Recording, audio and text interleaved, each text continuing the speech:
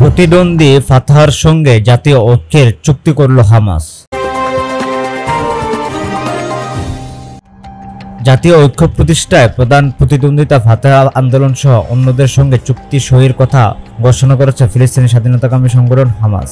চীন বলেছে এর ফলে গাজায় ইসরায়েলের যুদ্ধ শেষে এই উপত্যকায় ফিলিস্তিনের সব পক্ষের সম্মিলিতভাবে শাসন করার সুযোগ তৈরি হবে।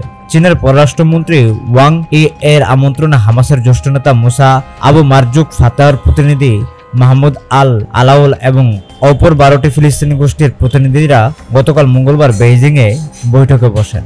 ওয়াং ই বলেন, যুদ্ধবিরতির সময়ে গাজা শাসন করতে অন্তর্বর্তীকালীন জাতীয় ঐক্যের সরকার গঠন সম্মত হয়েছেন প্রতিনিধিরা। চীনা পররাষ্ট্রমন্ত্রী ও ফিলিস্তিনি গোষ্ঠীগুলোর প্রতিনিধিদের সঙ্গে বৈঠক শেষে হামাসের জ্যেষ্ঠ নেতা আবু মারজুক বলেন, জাতীয় ঐক্য প্রতিষ্ঠায় আজ আমরা একটি চুক্তি সই করেছি। জাতীয় ঐক্য করার মধ্য দিয়ে এই যাত্রা শেষ হবে।